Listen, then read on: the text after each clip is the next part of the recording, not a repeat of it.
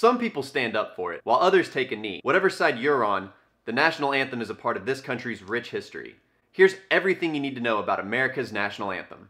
On September 3rd, 1814, Francis Scott Key, along with others, set sail on a mission approved by President James Madison to exchange prisoners with the British, including one of his friends who had been captured while in Key's home. On September 7th, after boarding the British flagship HMS Tonnant, Key met with the British general to discuss the exchange. During their dinner, the general and his admiral discussed an upcoming attack on Baltimore.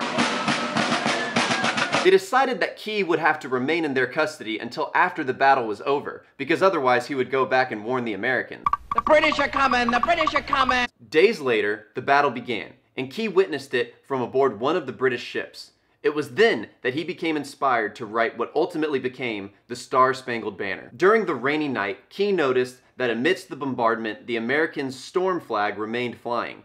After the rockets had stopped, Key would not have been able to see the damage done until dawn the next day. The morning after the attack, Key noticed that the smaller storm flag had been lowered, and in its place was a much larger flag. This flag was referred to as the Star-Spangled Banner, and seeing it inspired Key to write what eventually became our national anthem. While it was commonly played during Independence Day ceremonies, Key's poem was officially adopted by the U.S. Navy in 1899. In 1916, the song was used by Woodrow Wilson, and then in 1931, Herbert Hoover made it the official national anthem for America. Prior to 1931, other songs were used, such as Hail Columbia and My Country 'Tis of Thee. After the War of 1812, other songs competed for the title of the anthem, including America the Beautiful, but ultimately, representatives chose Key's Star-Spangled Banner to be our anthem. Many people don't know that Key's poem is comprised of 4 stanzas, but typically, we only sing the first. Today, the anthem is played during a multitude of public gatherings, but most notably sporting events. When the song was first played, there was a lot of confusion as to how people should behave while it's playing. Initially, in 1942, it began playing at every baseball and NFL game as part of a show of support for our troops during World War II. It was suggested that those in uniform should stand and salute, while others merely stand and men remove their hats. A short time after that, it was added that men and women should stand and face the direction of where the music was being played.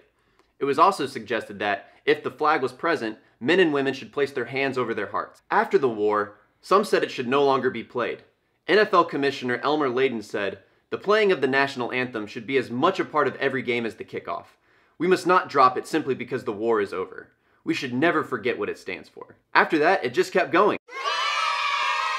However, the debate about how to show respect continued on. In 1976, it was then suggested that men and women stand with their hand over their heart regardless of whether or not the flag was present. In 1998, it was added that those in uniform, as well as veterans, stand and salute. After the attacks of 9/11, the custom of standing with one's hand over their heart became universally accepted. It wasn't until 2009 that all players in the NFL began to join the crowd on the field during the national anthem at the start of primetime games. Before this, players stayed in the locker room except during the Super Bowl and 9/11. Today, the national anthem is a huge event before every NFL game. Our men and women from the military stand on the field with a giant flag stretched over it, jets flying overhead, and the colors flown in respect. No matter if you stand or take a knee, we should all show respect to the country we call home. Now that you know the history of America's national anthem, share this video with someone who needs to see it. God bless America.